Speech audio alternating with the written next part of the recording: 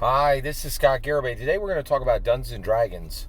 We're going to talk about Critical Role. We're going to talk specifically about Matthew Mercer.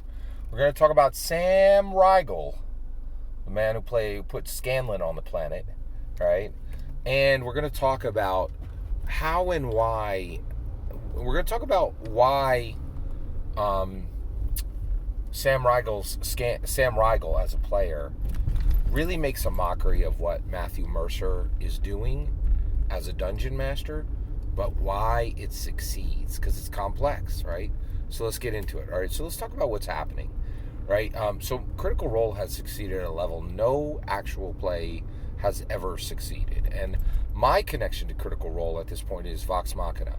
I really can't say I'm a Critical Role fan because I can't get through. I literally have never been able to get through a single CR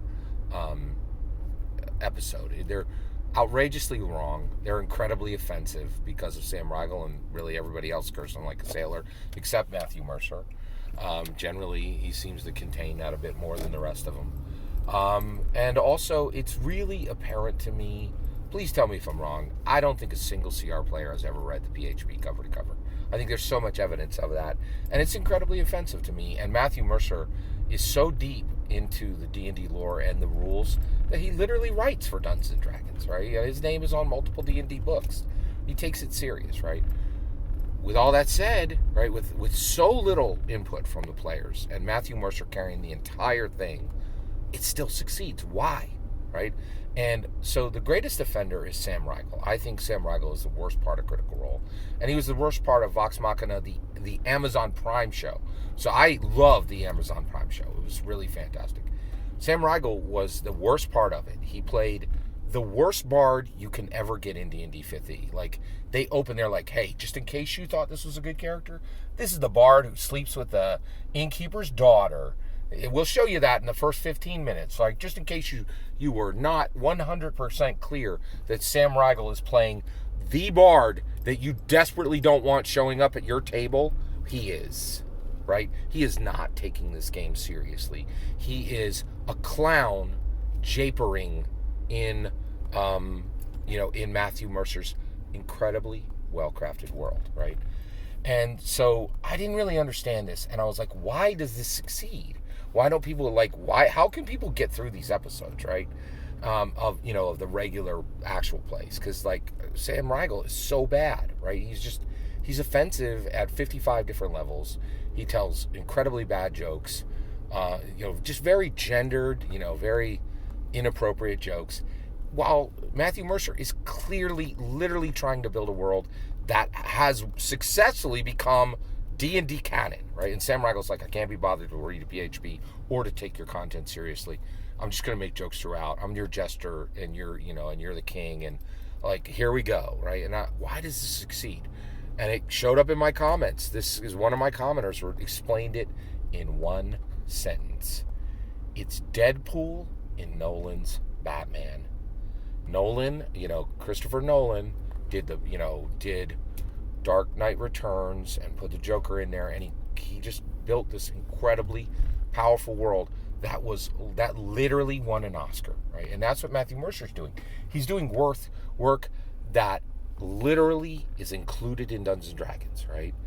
And Sam Riegel's just running around like a clown, making jokes and taking nothing serious, and really just, in my opinion, crapping on everything Mercer's doing, right? So why does it work?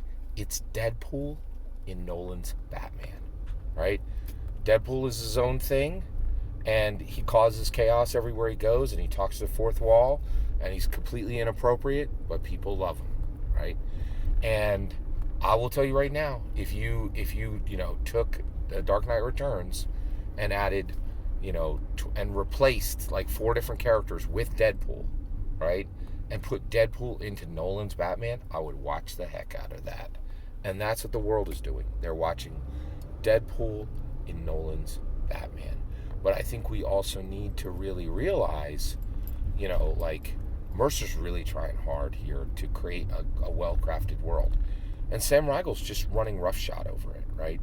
But it is Deadpool and Nolan's Batman. People would watch the living heck out of that. There ain't a comic book fan on the planet who wouldn't watch that cover to cover. And that's what's happening. Riegel is just crapping on everything Mercer does, and the critters are eating it up, right? They're just like Deadpool and Nolan's Batman. I'm here for it, right? And I'm here for it in the Prime show, right? Like, that really, the art was amazing, the story was amazing. I could ignore, I could just like grind my teeth, through the Sam Riegel parts, and then see that there were other people who were at least attempting to do a good job. And Mercer's brilliance shines preeminent, right? And so that's really what's happening. And I think that's why why Mercer has worked so hard, and it still succeeds even as Sam Riegel burns half the set to the ground, right? Through his japery and his, fourth wall stuff.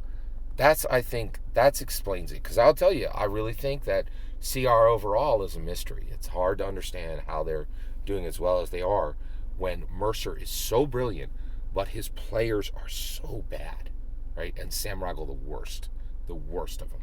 All that's my opinion. I'd love to hear your thoughts. Let me know in the comments below. Please consider liking and subscribing. Have a wonderful millennium.